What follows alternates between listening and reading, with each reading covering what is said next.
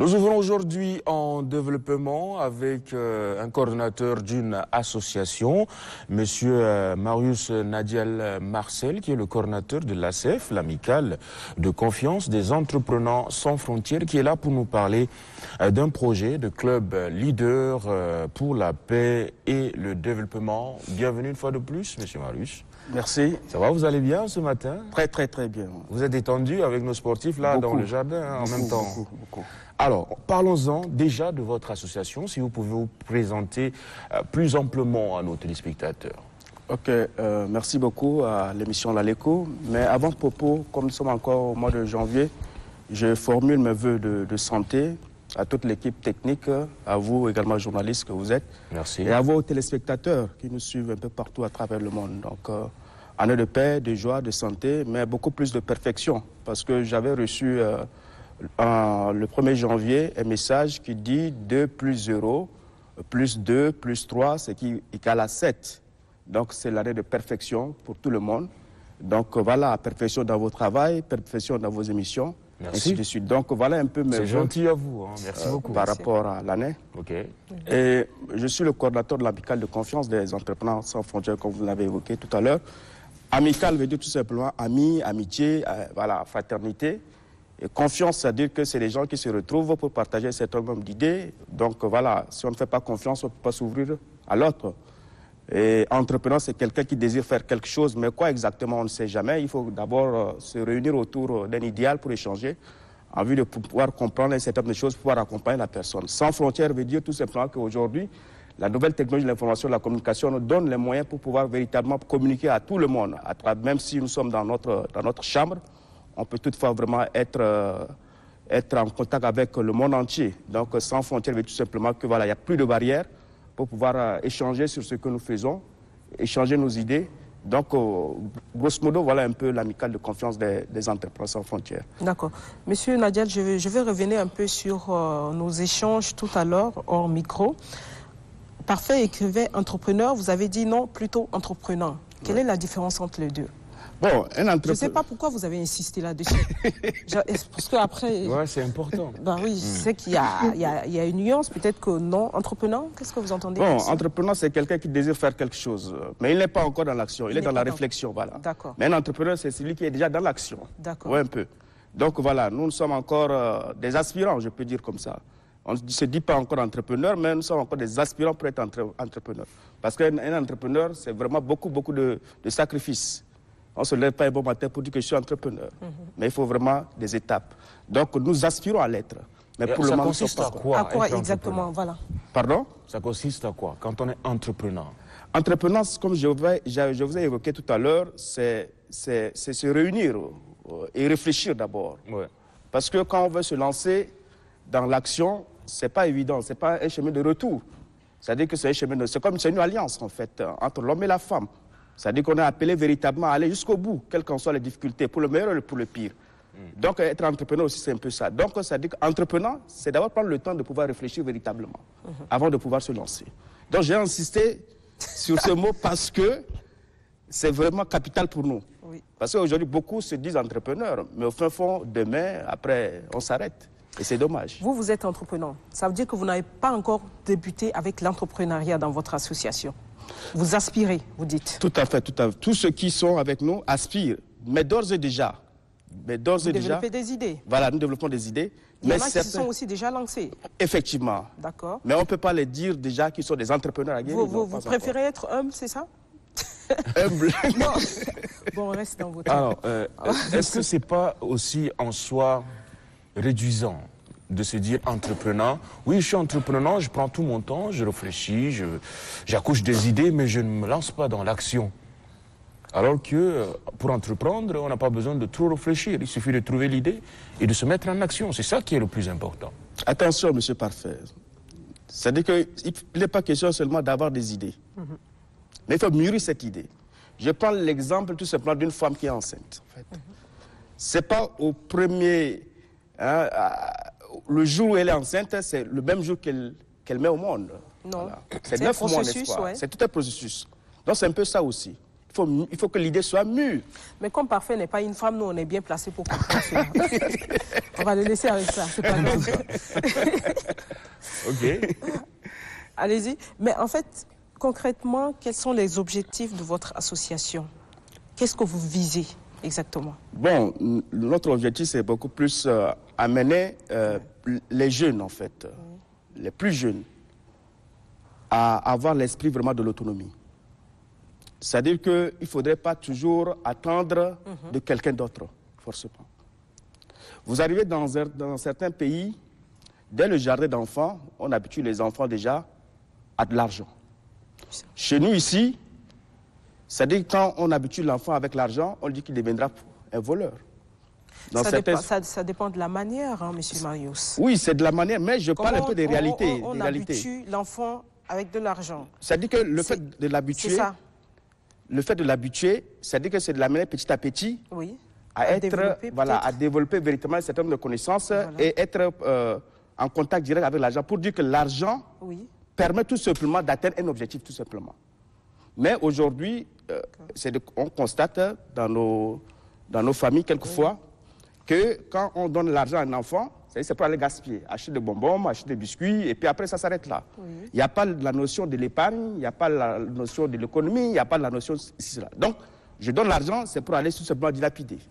Alors que dans d'autres contrées, quand on vous donne l'argent, qu'est-ce que tu as fait avec cet argent-là? C'est-à-dire qu'il y a une redevabilité.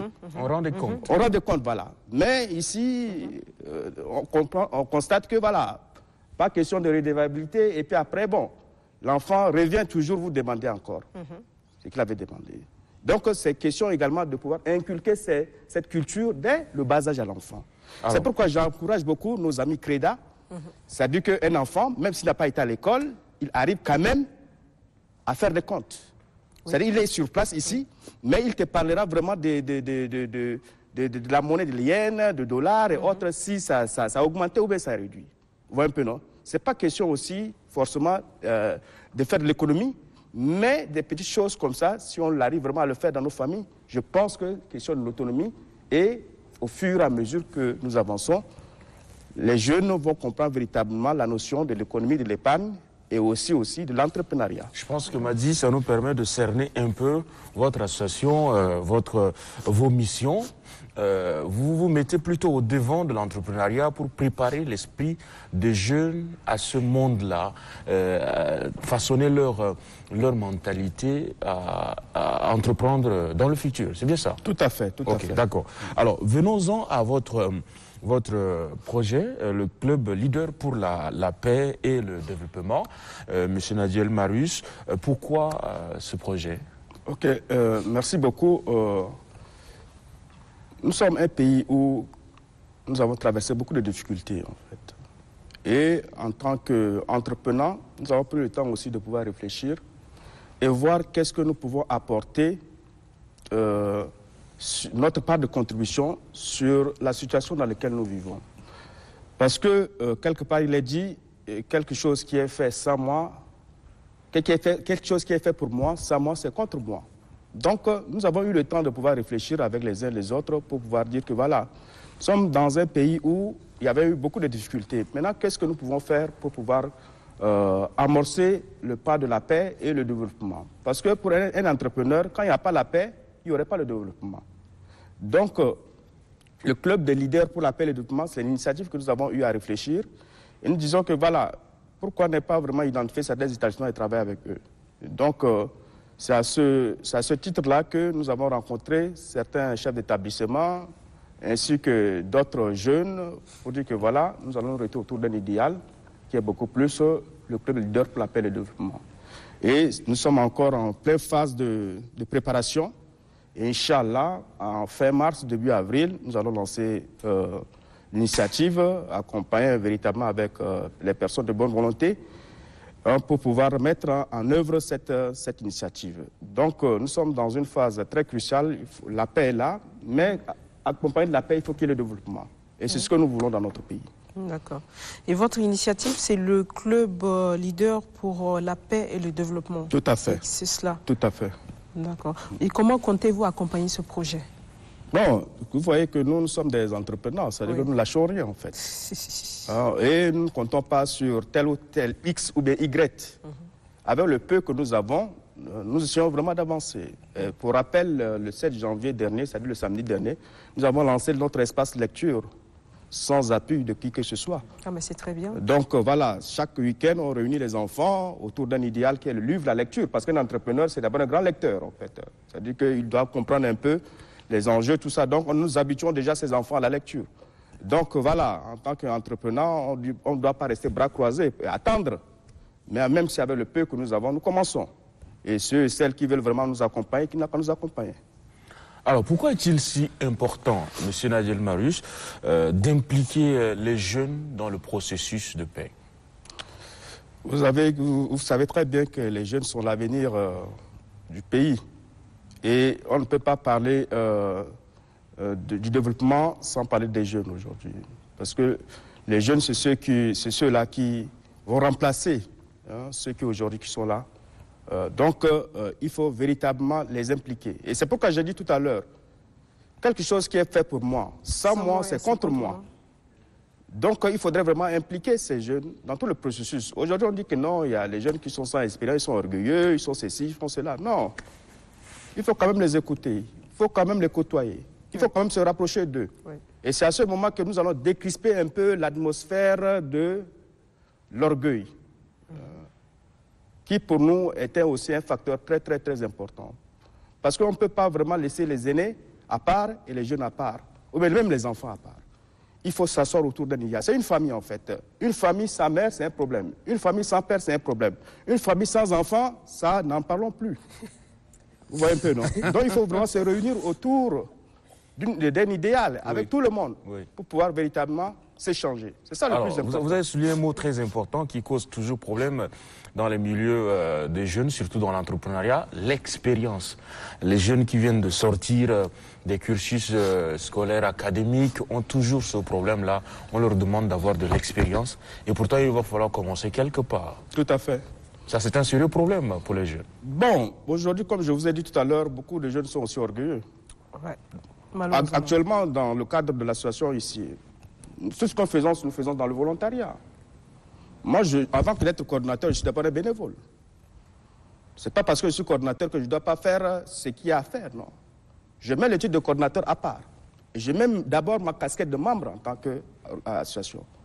Vous voyez un peu, non? Les jeunes veulent aller trop vite. Et c'est-à-dire que c'est en forgeant qu'on devient forgeron, chers amis. Donc, il faut aller pas à pas. Mais aujourd'hui, les jeunes disent que non, moi je vais être d'abord dans un bureau climatisé, je vais être dans ceci, dans V8, je vais être dans ceci, dans cela. Non, on ne peut pas aller comme ça. Il faut avoir les pieds sur terre.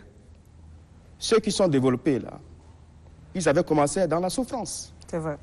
C'est vrai qu'on se plaint beaucoup, on se dit on est écarté, tout et tout, mais par moments, je pense qu'il faut qu'on se remette aussi en cause. Marius Nadiel, merci d'être venu sur ce plateau. Il est content parce que je le soutiens pour ça.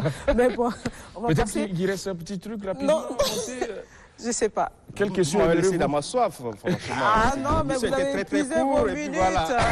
On n'a plus le vous temps. Avez on vous donne 2 derrière secondes vous au moins rapidement quelques personnes qui doivent passer. Okay. Allez-y rapidement. En tout cas, 4 merci secondes. beaucoup. Merci beaucoup à l'ALECO. Oui.